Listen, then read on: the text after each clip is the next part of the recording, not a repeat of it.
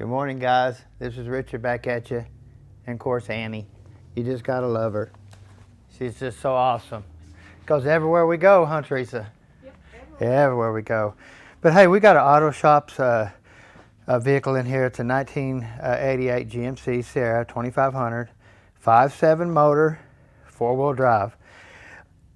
200,000, 199.954. That's a lot of miles, guys, for a 700 if it's original. What's crazy is it's got the original converter, so it probably is. But you can look here. This is original stamp. It's not a rebuild stamp. Tells you it's a D, E, D-E-G-F. D. I can't see it's upside down. Yeah, D-E-G-F. All nice and rusty looking, but definitely looks original. Yeah. Fluid looks really nice. I'm not sure what it was doing. Trent took this job in, so we'll just take it apart and see what we got. First of all, we're going to check governor and see how far the governor moves back and forth. You can see the excessive wear, or not wear, but adjust how bad it's out of adjustment. What you can do is just take this right here, tap that in. See how I took that up a little bit? We're going to take and tap it in just a little bit more. And we're going to take up the clearance. Look at that. That's right there about where it needs to be.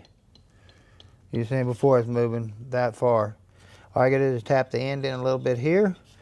The tighter it is here, the less chance the governor going back and forth is going to pop the cover off. Now they do make a clip that goes in this hole here.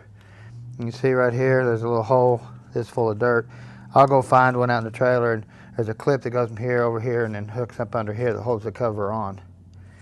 So you definitely don't want it coming off. This ought to be exciting. It's still full of fluid.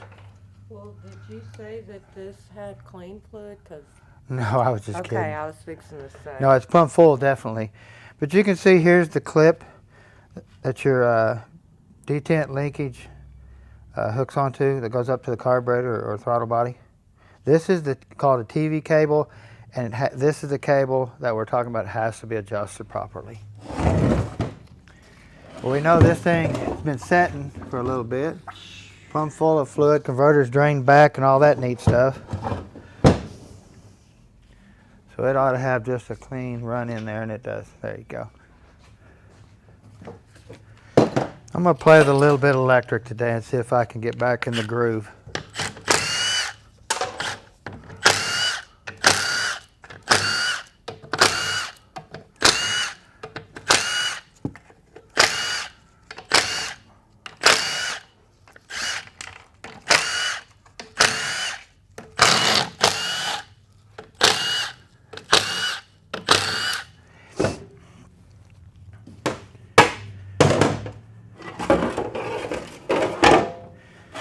Well, you know it never looks good. Can you smell that, Teresa? A little bit. A little bit, pretty tough. Of course, here's our beautiful filter. Really nasty. Well, we're not using our clean burn heater anymore, and so we're starting to save all of our oil, but let's see what we got here. If we got two of these in there, just one. Nope, they did good. It just come off when I pulled the filter out. If you ever do a service on one of these, make sure you pull this out. A lot of times you pull the filter off, it's stuck in here. You never want to stack two of them. Of course, this is physically what we call a 4L60 tranny. It's got the auxiliary accumulator. What year did you say this was? It says 88. 88. But this says there's an 89 right there. Yeah, but that's really not going to tell you a whole lot, I don't think. Well, I know. And it's written over there too again, right there. Yeah, you might have to look that up someday and see what that...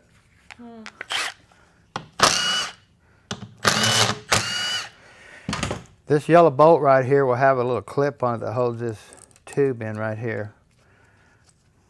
It's a little bit different bolt. Then you'll have a little bracket right here that holds the tube in too.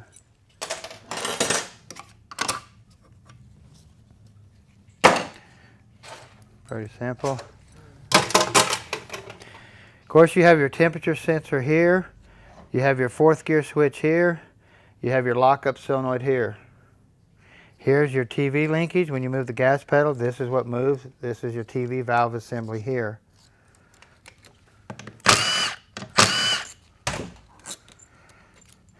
We talk about a check ball being down in here and this little pin lifting it up. Now, if you put a linkage on here, they do make them without a pin, and you put a check ball in here, you're in trouble. We just leave the check ball out every time. That way it doesn't matter what linkage you put on there.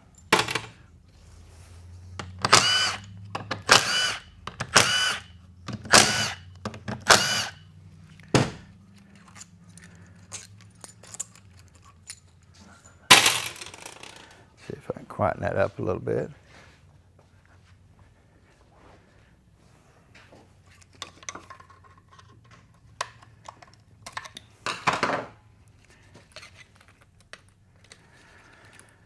Now, what you can do on this unit here is, since this unit does not have a lockup valve in the valve body, you can actually run a 12 volt power to here and then bring your a ground wire or a ground switch or whatever. I like to put a, well, let me start over a little bit, make this a little bit simpler. I kind of got confused. We'll run an ignition key on power here, and then we'll run the ground wire over here to the 4th gear switch. That way when it goes into 4th gear, it grounds the wire, turns the lockup on. So now you can put a key on switch or a toggle switch in this 12 volt supply going from the vehicle. That way you can turn the lockup on and off to your desire when you want it on. So now this one here, if you leave lockup turned on and not use this, you're just using a 12 ohm power and a ground here and just using a toggle switch all the time, then if you leave it turned on, then this one will kill the motor when you come to a stop, because it physically does not have a lockup valve in the valve body. Pretty simple. Now the 700 physically has a lockup valve in the valve body, and no matter what you do, when you come to a stop, it's going to come out of lockup.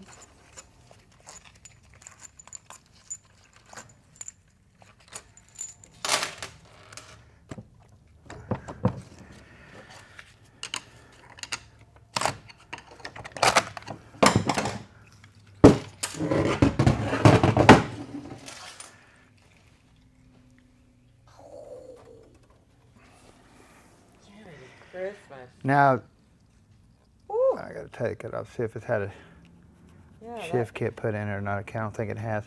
But you can see a check ball here. There'll be another one here. Now, being that this trough here has a square, no hole here, it does not take a check ball there. Okay, but there is one that goes here and here. If you come over here in the valve body, one will set there, and one will set here.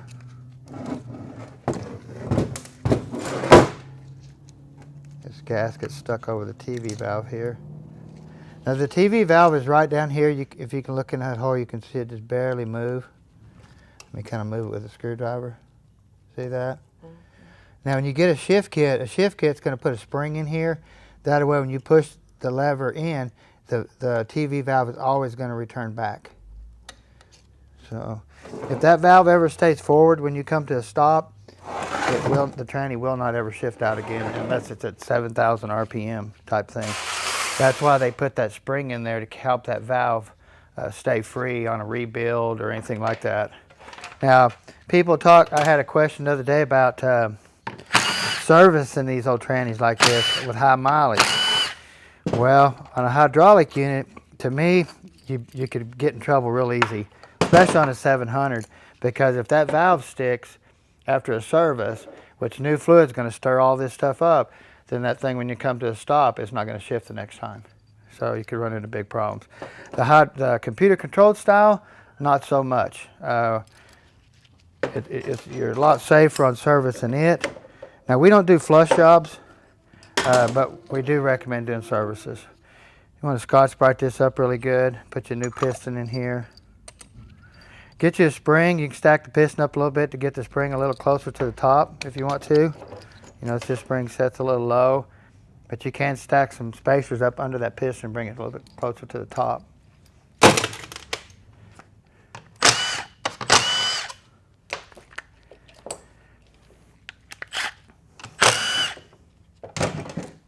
Now the forward accumulator right here, some of them have a check ball that won't fall out. It has 3 fingers holding it in, and some of them, the little check ball fall right out. So you always want to put a check ball in here if it falls out. See if I can get this.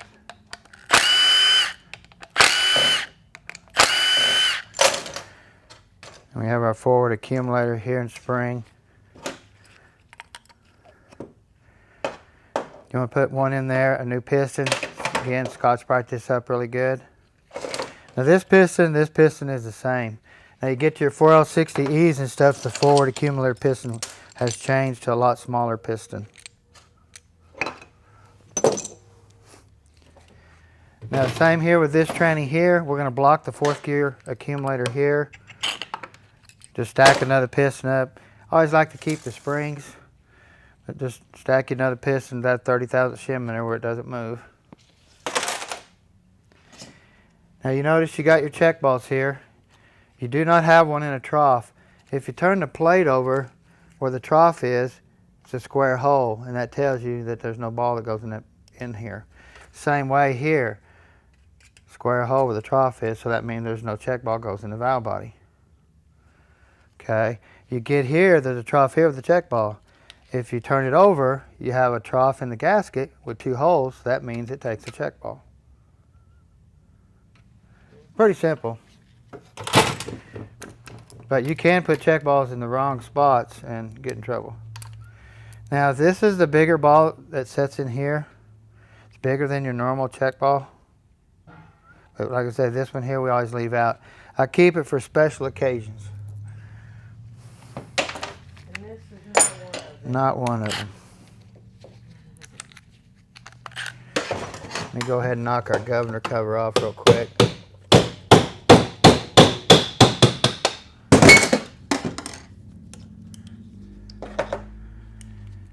You can see the wear starting to occur on the gear. Look how thick the gear is here, thin in the middle. See how the gear just slowly goes away.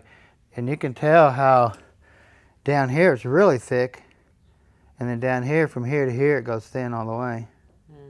That thing's just really moving back and forth. But you can get a new governor gear for them. Comes with the nails, the pin, everything to put in there. Now these governors are really bad about getting loose right here. You want to make sure it doesn't turn or wobble right in here. Make sure this valve's clean when you move these back and forth. You can see it moving up and down. Clean it really good. Set your depth.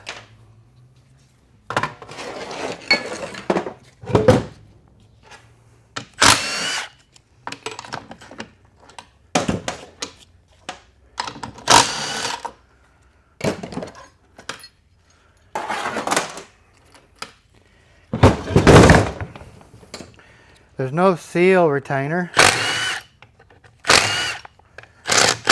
which your 4L60E seal retainer will fit on here. Put your new seal, 3M the seal in and 3M the retainer on.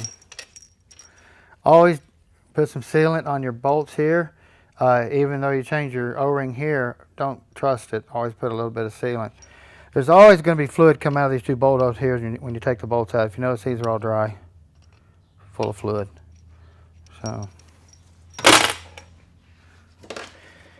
you'll build your tranny, put it in Friday at 4:30, going to deliver it Friday at 5, and it leaks out a bolt because you didn't double seal it.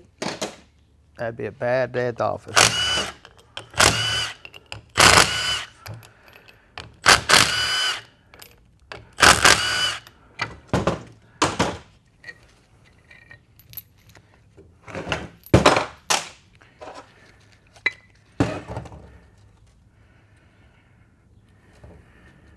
Ring off there.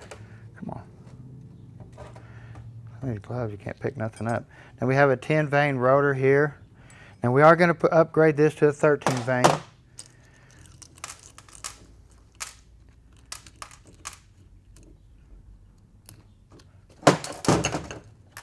Off there. Now the 13 vein plastic guide here is different than a 10 vein. So they will not interchange. But the slide and stuff, the kit will go right in here. Still use your dual pump slide springs.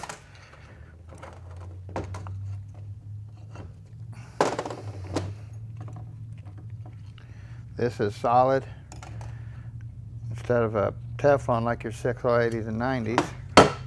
Of course, you got your pivot pin here, your spring. You want to check it here for any type of wear. So once I get my gloves off, I clean it up and check it even better.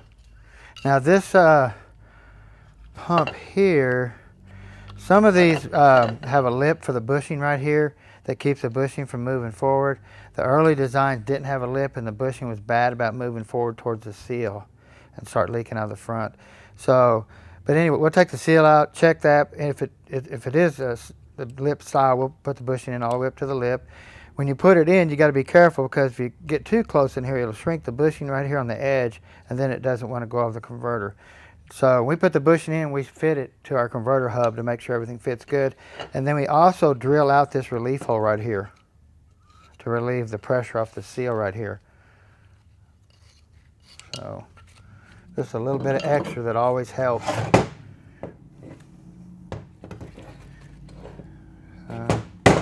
Just your stock pressure spring and boost valve, I'm sure, in here.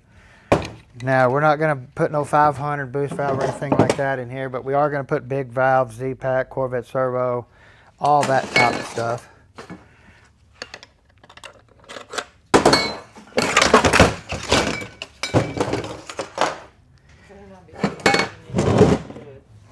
I seen it go that way. Oh, you're going to be in trouble. That's toast. Of course, the old band's toast. Definitely, huh, Teresa? Definitely want to check your drum for straightness all the way across from here all the way to the tip in 3 spots, and make sure you can't see any daylight under here.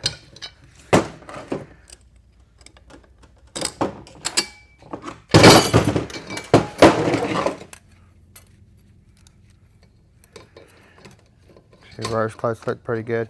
You can kind of see how the clutches all start wearing right here towards the inner area. It's because the bevel applies the steel first out here on the edge and then flattens out. So it works its way out like that. That's why you see that.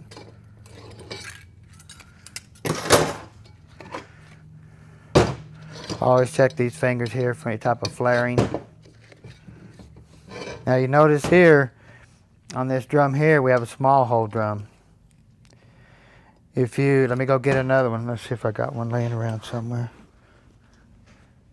Go grab one. That's why these, anytime you go to swapping parts, you really got to check stuff out, because you can get in trouble real easy.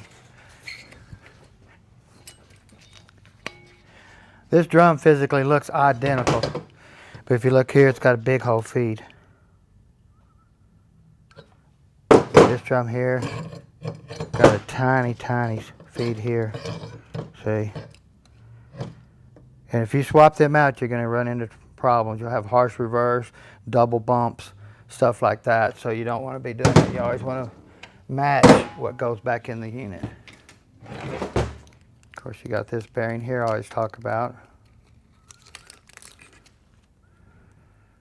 Check it for any wear. Here's our problem. Think we got some clearance in here, Teresa? Oh. Oh. There it is. Oh, no way. I think we got a little bit of clearance in there. Wow.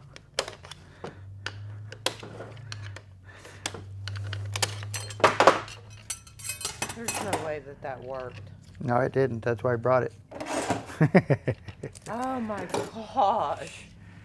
Yes, they are fried. Oh my gosh. Oh, that smell that stinks. That got you. Oh yeah, that's not good. Of course, our load springs, they're totally flattened out too. Whew. All of them, so they're junk. Now we'll keep the bodies just for our Sonex drums, because that way you can put their springs in the bodies. But yeah, I'd say that is trashed. Wow. Let me get in here.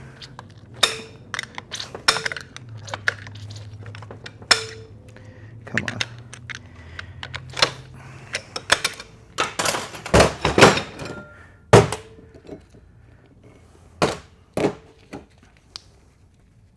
Forward clutches are all hanging in there, the engine brake clutch. Now you can notice the clutch is against the steel, then the steel is against the wave. On a 700, it'd be vice versa. The clutch will be against the wave. So, see what our sprag looks like here. I'd have figured everything would have been toasted in there. Yeah, they make two versions of this cover, this style here, and then they make one that's flat all the way across. You know, they had sprag failure issues, but they didn't blame it on that. They said, I don't think I ever got an explanation for it. You know, they talked about the single cage sprag was the problem, so they made a dual cage and stuff. So definitely sprag assembly's cooked. Inner race is gone. Outer race, we have to Scotch Brite it up, see if it'll clean. No, it ain't gonna clean up. It's too deep. So that's trash too. The whole sprag assembly's gone.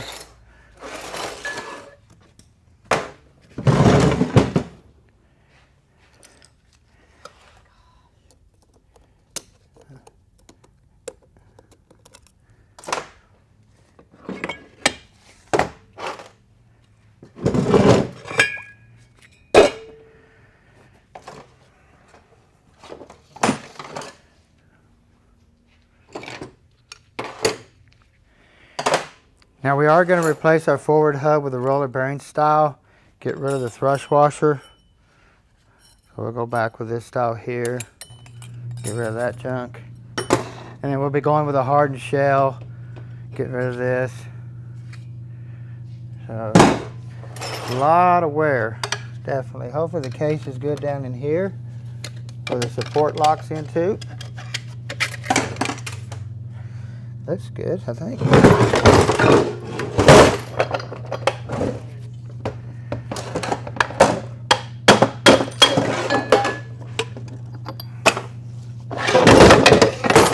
Oh, it splashed me in the face. You can't smell it, so you're Well, I can feel it. glad I backed away. Of course, we have our low reverse clutch here. It's not fried or anything. Still got the wave in it. We'll leave the wave in on a four-wheel drive.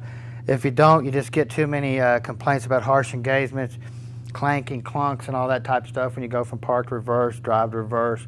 Just too much goes on. So we want to keep that wave in there for that.